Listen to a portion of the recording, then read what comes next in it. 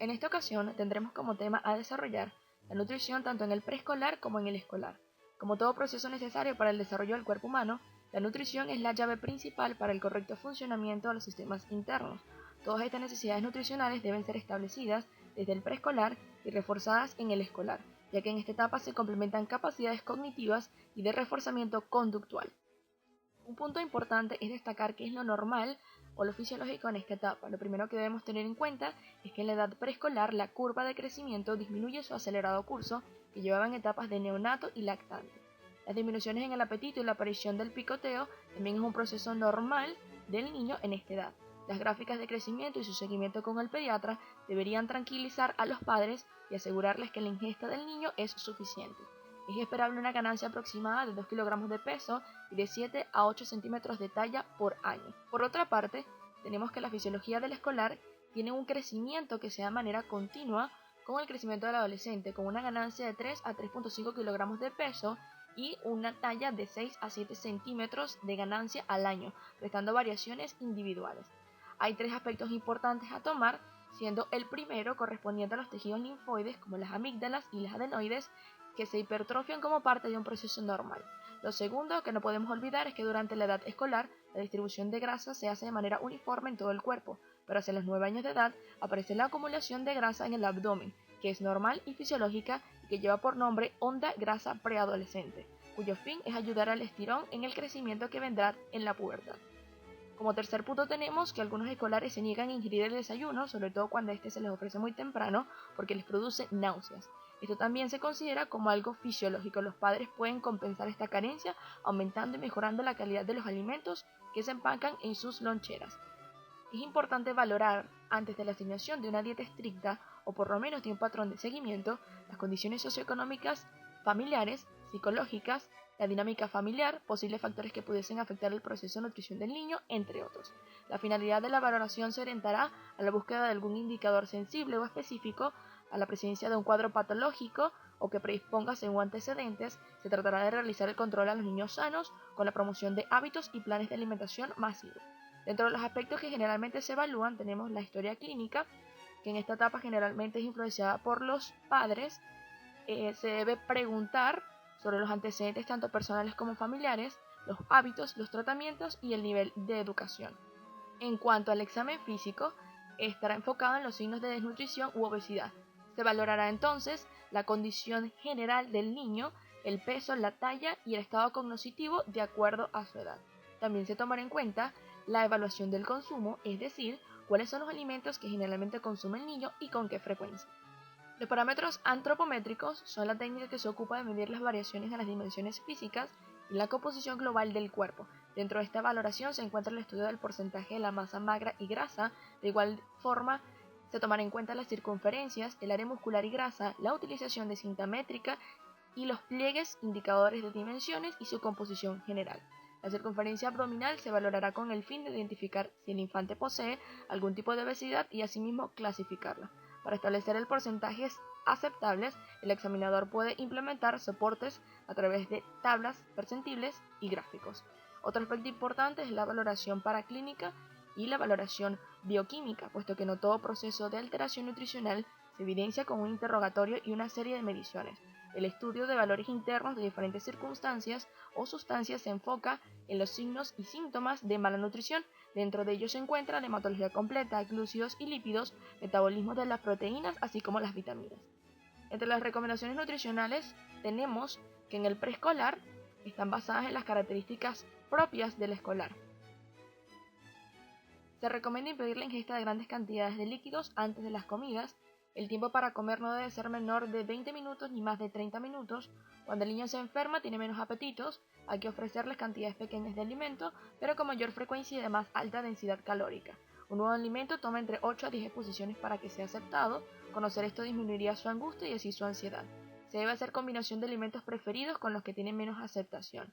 El preescolar responde mejor si se le da a escoger algunos alimentos, 2 en este caso, que si se le pregunta qué se debe comer. Participar en las actividades de compra, selección y preparación de alimentos mejora la relación con la alimentación. Se recomienda no eliminar totalmente los alimentos conocidos como calorías vacías. El niño debe aprender que todos los alimentos que consuma, si es con moderación, puede formar parte de un plan de comida saludable. La dieta del preescolar dependerá de su necesidad energética que se relaciona al peso promedio. A los 2 años debe tener una ingesta calórica aproximada de 1080 kilocalorías por día, aumentando cada año aproximadamente de 70 a 120 kilocalorías por día. Esto va a tener una variación en cuanto a las proteínas, las grasas, los carbohidratos complejos y otros. Se debe utilizar diferentes colores, sabores y texturas al momento de servir los alimentos, deben ser preferiblemente naturales y se debe disminuir o eliminar las chucherías. Las raciones por día van a depender y variar de su gasto energético, que será diferente entonces para cada preescolar. Según el menú podemos tener que en el desayuno se puede servir una taza de leche con 2 cucharadas de avena, a una arepa pequeña, 2 cucharadas de queso blanco, una ración de frutas o jugo y una cucharada de margarina. En la merienda, un vaso de jugo de frutas y un paquete de galletas. En el almuerzo, 30 gramos de atún, media taza de arroz, 3 tajadas, media taza de ensalada de repollo y zanahoria y una taza de melón. En la próxima merienda, medio vaso de jugo de frutas y un trozo de torta.